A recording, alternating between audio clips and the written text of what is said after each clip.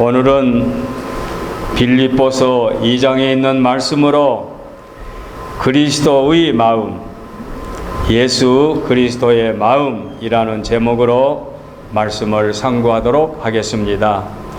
예수 그리스도의 마음이 어떤 마음인지 알고 너희 안에 이 마음을 품으라 하였으니 그 마음을 품는 것까지 말씀을 쉽게 풀이해 나가도록 하겠습니다.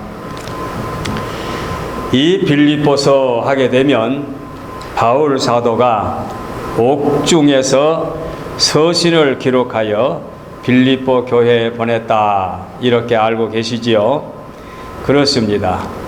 그런데 이 말씀의 배경은 역사서인 사도행전에 보면 사도행전 제16장에 나오지요. 바울 사도, 바울 전도 일행이 1차 전도 여행, 2차 전도 여행, 3차 전도 여행을 하는 중에 2차 전도 여행에서 그로아에서 환상을 봅니다. 이제 전도하는, 선교하는 중에 아시아의 전도를 단념하고 아시아로 진출할 전도 계획을 포기하고 에게의 바다를 건너서 빌립보의 관문인, 이제 빌립보의 첫 입성인 관문인 네아폴리에 도착하고 또 거기서 로마의 공도를 따라서, 로마로 길이 다 통했다 할 때에 그 공도를 따라 빌립보 지방에 도착을 합니다. 그러니까 쉽게 정리하면 2차 전도 여행 때 바울 사도가 아시아 전도를 포기하고 이제 유럽 쪽으로 가는데 이제 이 빌립보 지방에 들어갔습니다. 이 빌립보 전도는 이제 우리가 사도행전에 잘 알지요.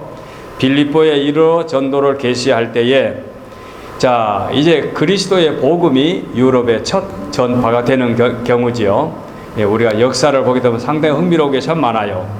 그래서 만일에 바울 사도 일행이 유럽으로 건너가지 않고 아시아의 전도를 계속했다고 하면 아마 이 세계의 판도는 반대로 바뀌어질 수가 있었겠지요. 동으로 복음이 전파되어서 극동아시아인 한국에도 복음이 들어오게 되었을 것이고 이 복음이 동쪽으로 뻗쳐서 미국 땅에 들어왔을 수도 있었을 것입니다. 그런데 바울 일행이 아시아 전도를 중단하고 유럽으로 들어가는 것이 방향이 바뀌어지게 된 거지요. 그래서 유럽에서 서양으로, 미국에서 이 서쪽으로 돌아서 한국에 복음이 들어온 것을 우리는 역사적으로 잘 알고 있습니다. 자, 이 빌립보 지방은 바울 사도가 처음에 들어가서 복음을 증거할 때 재밌는 기사들이 많지요. 루디아 여종을 만나서 강변에서 기도하면서 만나는 경우라든가 또는 점치는 여자, 그래서 그 귀신 들린 것을 권처줌으로 말미암아 옥에 갇히게 되고 그 다음에 옥에서 저녁에 찬송을 부르고 목사장과 그 가족이 회개하는 기사 등등을 우리가 사도행전을 통해서 잘 알고 있습니다. 바로 이렇게 사연이 얽혀있는 사연 속에서 빌립보 교회가 세워지게 된 거지요. 그런데 이 빌립보 교회와 바울 사도는 아주 밀접한 관계가 있습니다. 바울 사도에게 굉장히 그 애정을 갖고 헌금을 거두어서 감옥에 갇혀 있는 바울 사도에게 보내지요. 에바브로디도 편에 헌금을 보내고 또 에바브로디도가 가가지고 또 중병에 걸려서 고생하게 되므로 바울 사도에게 심적 부담을 느끼고 또 내종에 극적으로 회복받고 하는 등등의 기사가 많이 나오지 않습니까? 특히 바울에 대하여 애정이 많습니다. 봉사정신이 많고 그리고 바울 사도 역시 빌립보 교회에 굉장히 애정을 갖고 있습니다. 무척 사랑합니다. 그래서 빌립보서를 보게 되면 그런 아름다운 문장이 많이 나옵니다.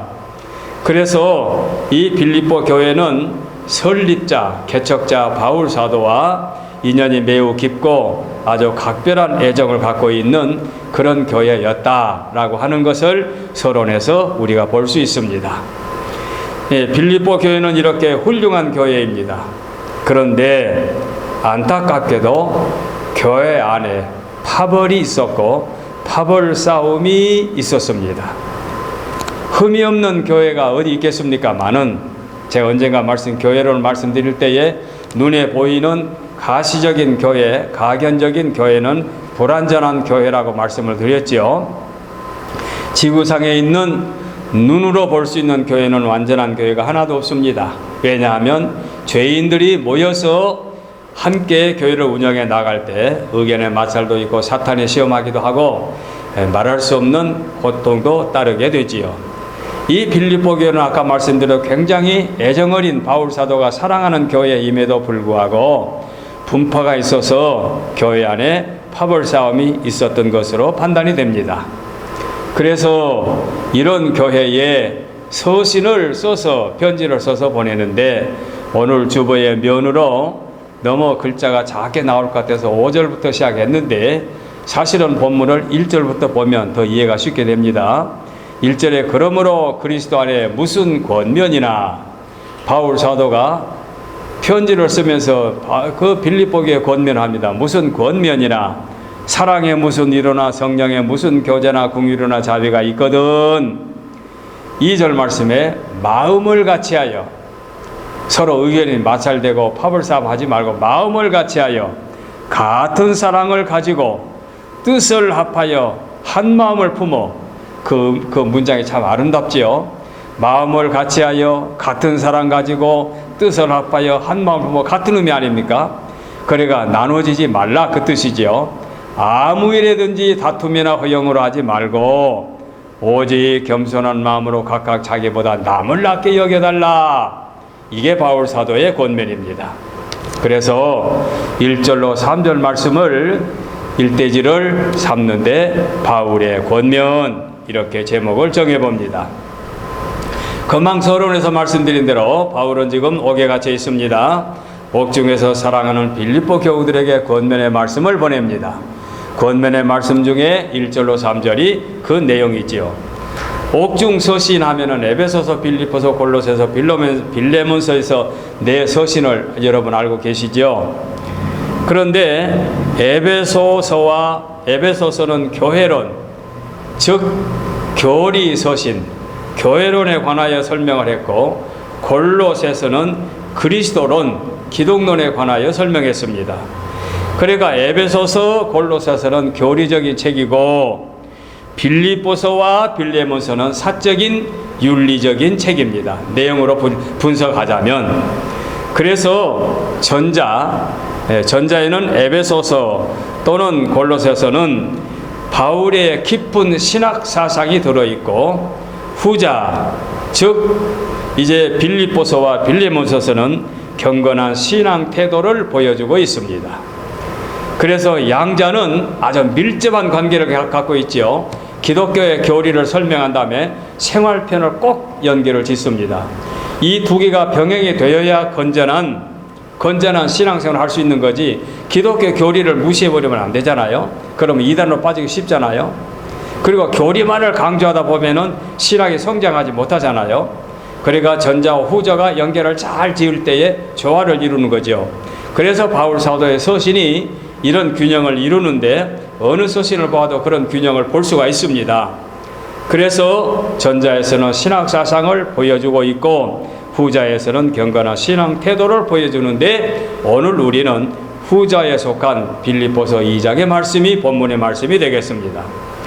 이런 밀접한 연관성이 있는데 개인적인 신앙의 체험과 실천이 없는 곳에서는 신학 사상 자체가 무의미가 되는 거지요. 그래서 빌립보에서 깊은 신앙자로서 바울의 아름다운 신앙인의 모습을 보여주고 있습니다.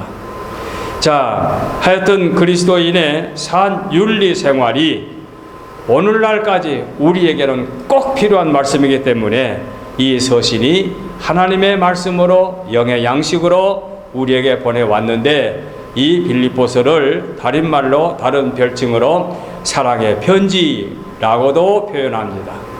저와 여러분은 지금 바울 사도를 통하여 하나님께서 성령에 감동하사 우리에게 사랑의 편지를 보내셨습니다.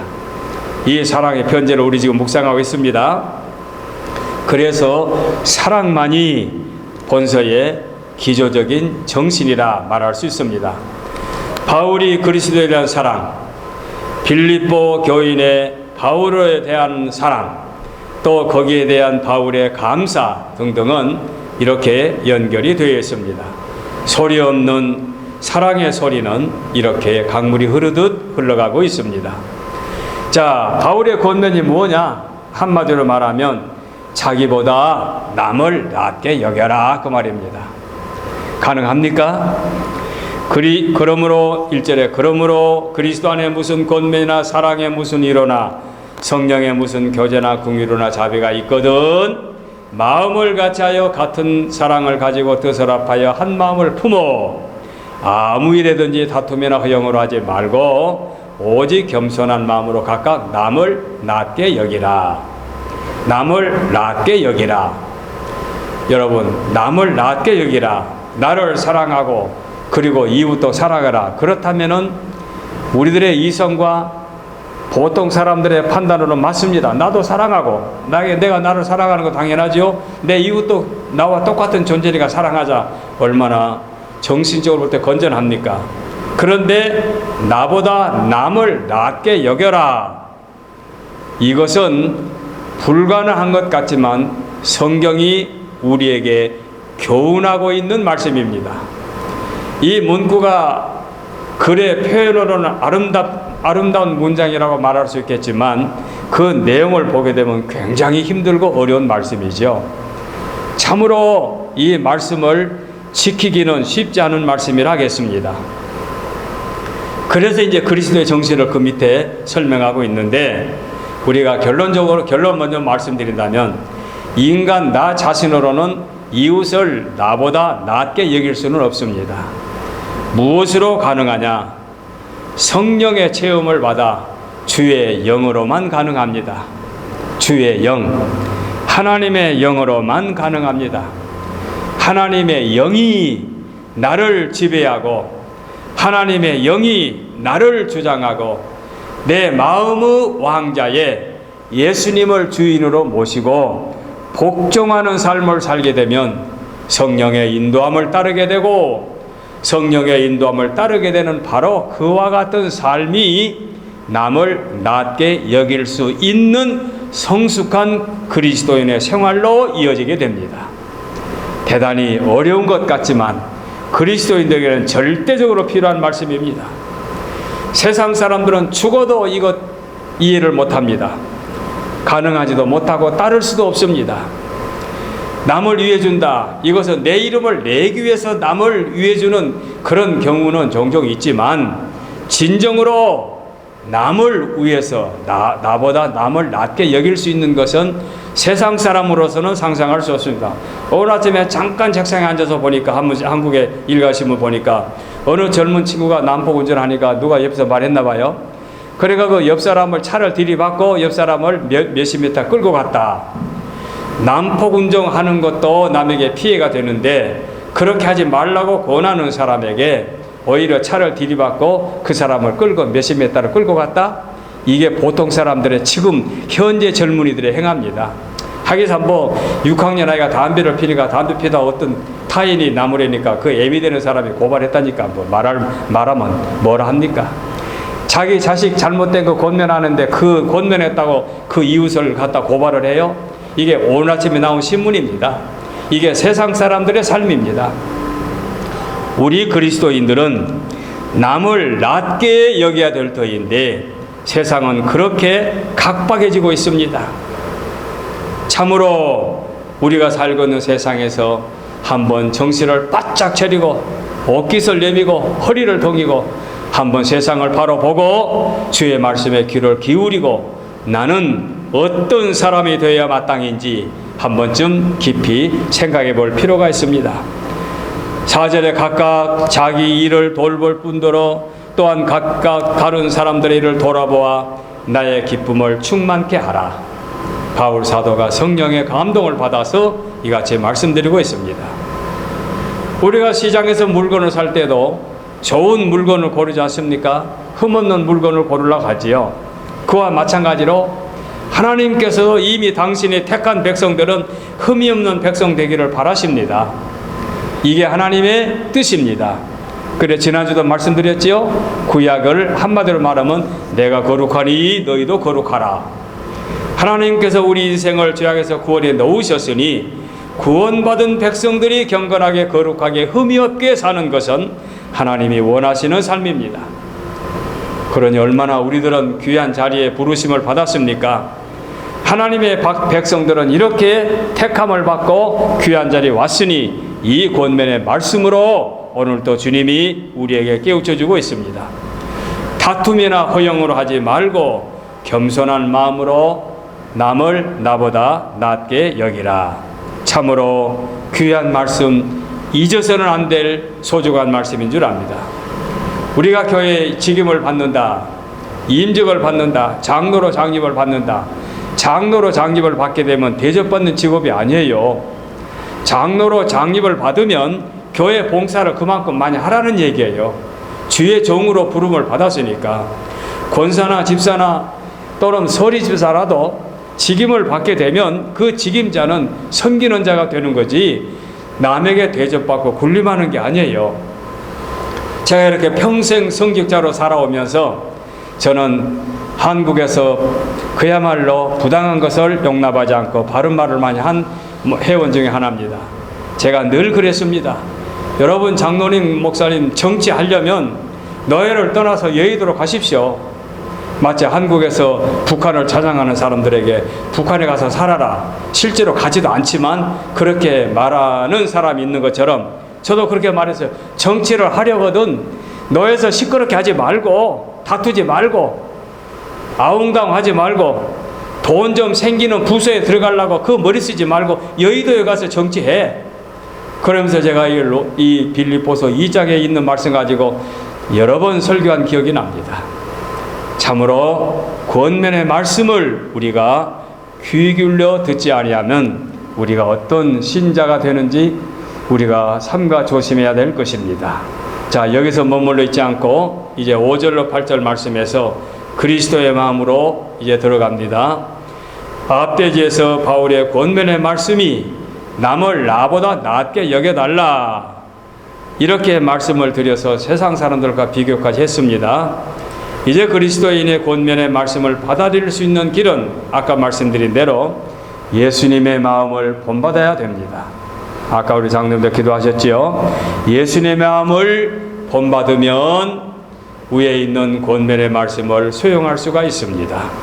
너희 안의 마음을 품으라 곧 그리스도 예수의 마음이니 그는 근본 하나님의 본체시나 하나님과 동등됨을 취하지 아니하시고 오히려 자기를 비워 종의 형체를 가지사 사람들과 같이 되었고 사람의 모양으로 나타나서 자기를 낮추시고 죽기까지 복종하셨다. 예수님의 육신의 삶을 아주 아름답게 묘사했습니다. 이게 사실이고요. 하나님의 본체신데 그 하나님의 본체이신 예수님이 육신의 몸을 입고, 육신이란 것은 인간의 몸 아닙니까? 육신의 몸을 입고 이 땅에 오시기 위해서 하나님과 동등됨을 같은 자리를 취하지 아니하시고 자기를 비워 자기를 잘라서 쪼개요. 낮은 세상, 죄악된 세상, 부조리한 세상, 자기 자식이 잘못됐는데 잘못됐다고 지적하는 사람을 고발하는 그런 애미가 사는 세상에 주님이 오셨습니다. 무엇하러? 당신이 창조주라고 대접받기 위해서 오셨습니까? 아니올시다. 그런 죄인을 죄에서 구원하시려고 십자가 지시려 오셨습니다. 그래서 세례 요한이 말했죠. 보라, 세상 죄를 지고 가는 하나님의 어린 양이라. 예수님을 향하여 십자가지로 오셨기 때문에 하나님의 어린 양으로 세상 사람들의 죄를 짊어지기 위해서 이 땅에 오셨다. 아무리 생각해봐도 예수님의 삶은 이런 삶이었기 때문에 견딜 수 없는 우리의 마음의 아픔과 사모함을 느끼지 않을 수 없습니다. 바로 이것이 기독교의 신비고 기독교의 진리고 우리 기독교가 그래서 십자가의 종교입니다.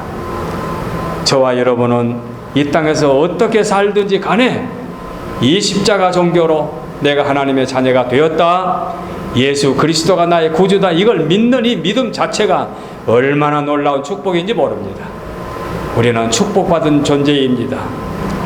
예수님의 낮아지심 구유에 나셨지요. 가난한 목수집에서 자라나셨지요. 어린 날 애굽으로 피난을 가셨지요. 이름 없는 나사렛 동네에서 자라나셨지요. 그 예수님이 복음을 증거하기 위해서 능력을 행하실 때 순수하게 받아들이지 아니하고 귀신 들렸다 해서 예수님을 방해하고 예수님을 죽이려고 얼마나 모함이 많았습니까? 끝내는 십자가에 못 박혀 죽였습니다마는 이런 삶을 살기 위해서 오신 예수님, 그 예수님의 마음을 한마디로 자기 희생, 타인을 위한 자기 희생, 죄인을 위한 의인의 희생, 당신이 창조한 인간의 죄를 대속해 주기 위해서 친히 육신의 몸을 입고 이 땅에 오신 예수 그리스도의 희생, 그 희생의 정신을 우리가 본받게 되면 남을 나보다 낮게 여기고 교회에서 분란이 생길 수 없습니다. 물론 이렇게 말씀드리는 목사님, 우리는 교회 숫자도 적고 분란되는 것도 없고 지금 10년 20년 가까이 우리는 정말로 교회가 파벌도 없는데 왜 그런 말씀으로 목사님이 이렇게 강조하고 열을 냅니까? 그렇습니다. 저는 기도하면서 교인 수가 작고 이렇게 우리가 쓸쓸하게 신앙생활 하는데도 또 한면으로는 늘 이런 생각합니다. 내가 지난날 무척이나 교인들의 파벌싸움으로 시달림을 받고 불의에 항거하면서 살아왔기 때문에 말년을 평안하게 살게 하려고 천사같이 아름다운 신자들 소수이지만 그래도 장로님, 집사님들 모시고 이렇게 아무 걱정 없이 목회할 수 있도록 말년을 허락해 주신 것은 하나님의 축복이 아닌가 이렇게도 생각해 봅니다. 지금 우리 교회 여러분을 향해서 파벌싸움 하지 말라고 권하는 말씀이 아니라는 뜻입니다. 그리스도의 마음은 이렇게 자신을 희생하여 죄인을 구속해 주신 자기 희생의 정신을 우리에게 보여주셨고 바울 사도는 지금 그런 그리스도의 마음을 품으라 하셨습니다. 그리스도의 이 마음을 품게 되면 우리는 그때 비로소 은혜의 삶을 살게 하시고 하나님이 함께 하시고 하나님의 놀라운 축복을 부어주십니다. 아주 비관한 예를 한번 들어볼게요. 조금 전에 여러분들 조금 먼저 와가지고 이 비상문에 그 손잡이 제가 맨 쇠붙이를 내가 걸면서 딱 생각이 났어요. 저 쇠붙이가 얻어진 게 좀 인연이 있어요. 무거운 쇠붙이 집에서 있는 거 저는 그 뭐 돈 주고 가서 사는 걸 별로 그렇게 좋아하지 않습니다. 가격 좀 헌 거 뜯어 건쳐 쓰는 것이 제 가난한 삶을 살았기 때문에 습관이 됐는데 쇠붙이를 하나 뭘 했는데 영 안 맞아요. 아무리 구부려서 안 맞고 그래도 우리가 이 질병으로 이 비상문을 사용하기 때문에 저 어떻게 해야 되겠는데 비상문이라 밖에서 문이 없잖아요. 근데 집사람과 둘이 이렇게 길을 걸어가는데 내거리에서 그 카트가 이렇게 있더라고요. 이제 사람들이 버려온 카트가. 근데 그 카트를 보기 전에 제 머릿속에 내가 이번에는 물건 하나 쇠붙일 하나 홈디포 가서 살까 그런 생각을 하면서 제가 지금 만든 것보다 조금 얇은 것이 있으면 좋겠는데 그런 생각을 싹 스치고 지나가는데 카트가 있어요. 근데 카트를 이렇게 보니까 카트 위에 쇠붙이가 하나 이렇게 접혀 있는데 촉에 접혀 있는 거예요. 근데 지나갔어요. 그냥 무시고 지나갔다가 여보 가만히 있어봐 하고는 가서 집어보니까 저 쇠붙인 거예요. 저것을 펴가지고 디귿자로 이렇게 구부리면은 되겠다 싶은 생각도 이제 그 만들어본 구성이 있으니까 그걸 들고 와가지고 집에 가가지고 망치로 두들어가지고 저거를 만드는데 내가 혼자 세웠어요. 아무것도 아니지만 머릿속에 슬쩍 지나가는데 지나가는 순간과 더불어 쇠붙이가 하나 있었고 쇠붙이를 주워와가지고 만드니까 돈 안 들이고 손잡이 하나 쓰는 거예요. 이제 질병이 끝날 때까지 쓰겠죠. 내가 왜 이 말씀을 드린 거니 성령님의 우리의 감화는요 마치 산들 바람이 불듯이 스쳐 지나가는 세미한 바람도 있고 폭풍 같은 바람도 있는데 어느 순간에 어떻게 역사하시는지 모른다는 얘기예요. 우리가 성령의 감동만 받아 놓으면 우리 삶 속에 어떻게 체험적으로 역사가 이루어지는지 아무도 몰라요. 문제는 성령의 감화가 중요해요. 이것은 어느들은 교회처럼 성령을 받아라 하고 마치 공을 던지면 여러분들이 아멘 하고 해가지고 무슨 성령 받 나는 그런 인위적인 그런 성령이 아니라 실제로 하나님의 영, 창조주 영, 큰 권능의 영, 전지전능하신 영이 우리를 창조하셨고 창조된 인간이 타락하니까 타락된 인간을 구속해 주셨고 구속받은 백성을 불러주셨고 부름받은 우리가 겸손히 머리 숙이면 우리 마음속에 그 영이 임하여 나를 성령의 전으로 삼고 나를 이 땅에서 하나님의 나라 하나님의 백성으로 하나님이 크고 작은 일을 통해서 역사하신다 그 말이에요. 그 역사 속에 여러분이 지금 지극히 작은 지체 하나로 이 사명을 받고 주님 앞에 나와 부름을 받고 앉아 있습니다.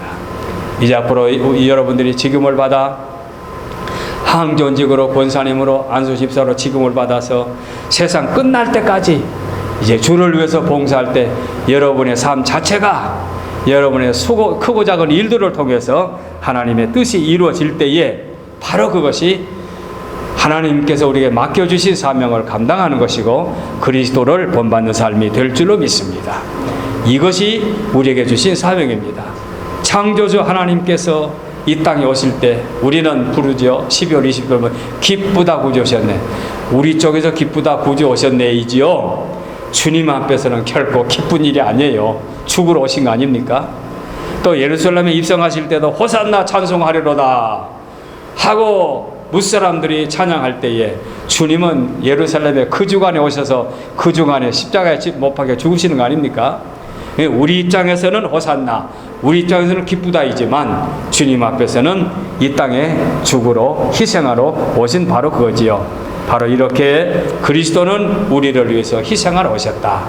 이 정신 갖고 살게 되면 우리의 삶은 참으로 우리가 하나님이 기뻐하시는 삶을 살게 될 줄로 믿습니다.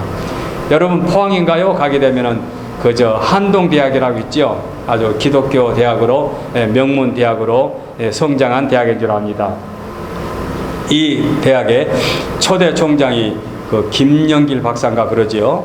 그 양반이 미국에 유학을 와가지고 공부를 하고 학위를 얻고 난 다음에 미국에 비밀 이제 그런 그 기관에서 근무를 하고 있는데 한국에서 국가에서 초청을 해가지고 한국에 나가가지고 그 카이스트에서 교수로 있다가 이제 한동대학을 설립하고 거기 이제 그 대학을 명문대학으로 만드는데 그 양반이 아마 초대 총장으로 4대까지 연임한 줄 압니다. 그런데 그분이 그 대학을 이제 그 운영해 나가는데 어떤 그 오해로 말미암아 감옥에 들어갈 일이 있어요. 뭐 감옥에 들어가는 사람, 억울하게 들어가는 사람 많은 것처럼 물론 이 김영길 총장님도 내정에 무죄로 나왔습니다만은 감옥에 들어가니까요 조그만 방에 한 30여 명이 앉아 있는데 그 안에 가서 신고식을 하는데 벽을 향해서 무릎을 꿇어 앉아가지고 30명에게 신고를 하는 그런 가마 호된 고된 그런 경험이 있었나 봐요. 얼마나 힘들었던지 서울대학 나와가지고 미국 와서 유학하고 공부해가지고 미국에서 근무하다가 한국에 대학 교수로 갔다 총장까지 했으니까 난 사람 아닙니까? 그런데 감옥에 갇혔으니 얼마나 힘들겠습니까? 그런데 이 양반이 그 힘들고 어려울 때에 딱 생각나는 게 이 구절에 생각나더라는 거예요. 뭡니까? 너희 안에 이 마음을 품으라. 곧 그리스도 예수의 마음이니 그는 근본 하나님의 본체시나 하나님과 동등됨을 취할 것으로 여기지 아니하시고 오히려 자기를 비워 종의 형체를 가져 사람들과 같이 되었다는 말씀을 생각해 나서 계속 그 말씀을 암송했다는 거예요. 그 감옥에 있으면서. 그래 내중에 소갑을 채워가지고 포승줄에 묶여 경주 교도소에서 대구 교도소로 죄인처럼 이송될 때도 이 말씀을 계속 암기하고 독방에 있을 때도 암기했다는 거예요. 먼 훗날 무죄로 나온 다음에 그가 고백하기를 저는 참 부끄러웠습니다.